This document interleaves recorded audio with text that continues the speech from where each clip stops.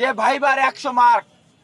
আমরা PSC chairman মহোদয়কে বলতে শুনলাম, উনি বলেছেন যে ভাই 100 অথবা আরো কমিয়ে 50 মার্ক করার পক্ষে তারা।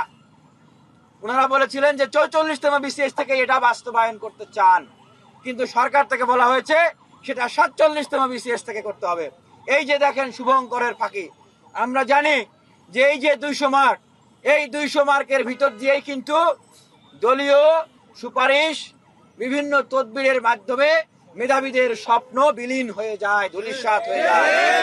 আমাদের চেয়ারম্যান মহোদয় বললেন যে নন ক্যাডার, এইটা উনি জনপ্রশাসনে সুপারিশ পাঠাচ্ছেন যেন বেশি বেশি নন ক্যাডারের চাহিদা এটা পিএসসি কে দেওয়া হয়, কিন্তু জনপ্রশাসন সেটা নিয়ে সেভাবে আগাচ্ছেন না কেন? ওই যে আবার আমাদের মনে প্রশ্ন, জনপ্রশাসনে তো ভূত আছে, যেই ভূতেরা ফেসিবাদের দোসরদেরকে পিএসসি তে পাঠায়, সেই ভূতেরা 100 মার্ক বা 50 মার্ক যেমন এই 44 থেকে বাস্তবায়ন হতে দিতে চায় না, সেই ভূতেরা ঠিক একইভাবে নন ক্যাডারের যে কালো বিধি আওয়ামী লীগের সময়ে করা হয়েছিল সেটাকেও তারা বাস্তবায়ন হতে দিতে চায় না।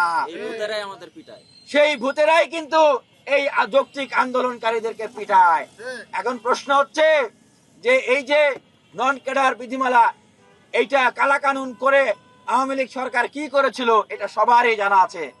এই ছাত্রলীগের ক্যাডার যারা বিভিন্ন সময় হামলা করেছে, আক্রমণ করেছে, মানুষের উপর অত্যাচার করেছে, ফ্যাসিবাদকে প্রতিষ্ঠিত করেছে, সহযোগিতা করেছে, তাদেরকে দলীয় বিবেচনায় তারা পুলিশ বানিয়েছে, প্রশাসনে ঢুকিয়েছে, বিভিন্ন গুরুত্বপূর্ণ জায়গায় তাদেরকে ঢুকিয়েছে, বিভিন্ন তদবির করে কমিশন খেয়ে এই সিস্টেমে বিভিন্ন দপ্তর পরিদপ্তরে সেই সমস্ত জায়গায় তাদেরকে কমিশন ভাগ বাটোয়ারার সুযোগ করে দিয়েছে।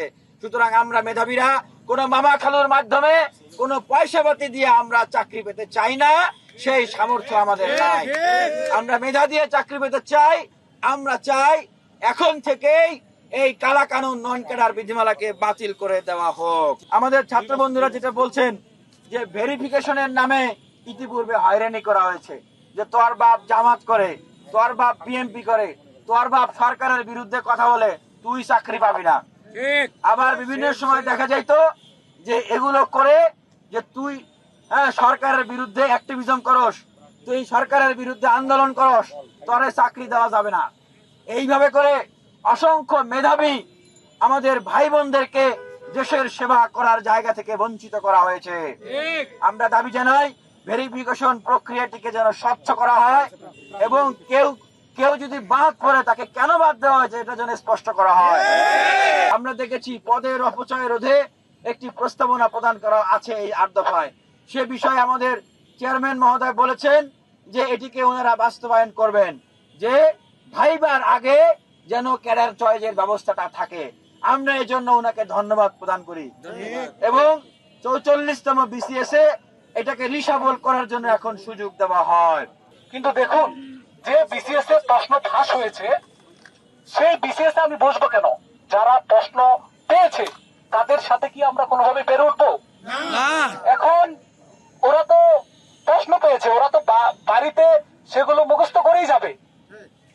আমি এখন মানে পড়াশোনা করে তাদের সেই কম্পিটিশনের জায়গাটাতে তাদের সাথে আমাকে কম্পিটিশন করতে হবে, আমি কোনোভাবে পেরে উঠবো? আপনাদের কাছে প্রশ্ন। তো আপনারা জানেন আমরা দীর্ঘদিন ধরেই পিএসসির সংস্কারের জন্য আমরা বেশ কিছু দাবি দেওয়া জানিয়ে আসছি। আমরা বেশ কিছুদিন ধরে পিএসসিতে অবস্থান নিয়েছিলাম। আপনারা ইতিমধ্যে দেখেছেন পিএসসির লাঠিয়াল বাহিনী কিভাবে আমাদের ভাই বোনদের মেরে রক্তাক্ত করেছে। আমার এক ভাইয়ের যে হাতে কলম ধরি আমরা, সেই ডান হাতের দুটো আঙ্গুল ভেঙে দিয়েছে। আপনারা অবগত আছেন। 46তম বিসিএস এ প্রশ্ন ফাঁস হয়েছে, এটা স্পষ্ট, কিন্তু পিএসসি এটা স্বীকার করছে না। কিন্তু তারা বলছে হয়তো বা প্রশ্ন ফাঁস হয়েছে, এই ভেবে আমরা নতুন করে আরো 11,000 টিকিয়ে দিলাম, বৈষম্য দূর হয়ে গেল। এটাই কি উপযুক্ত সমাধান? প্রত্যেকটা চাকরি পরীক্ষায় যদি প্রশ্ন ফাঁস হয় তাহলে কি আপনারা বারবার এভাবে ডাবল টিকিয়ে দিবেন? আমার প্রশ্ন রয়ে গেল। আর যদি প্রশ্ন ফাঁস না হয় তাহলে আপনারা দ্বিতীয়বার কেন টিকালেন? আর যদি প্রশ্ন ফাঁস হয়ে থাকে তাহলে আপনারা উপযুক্ত কি ব্যবস্থা নিয়েছেন?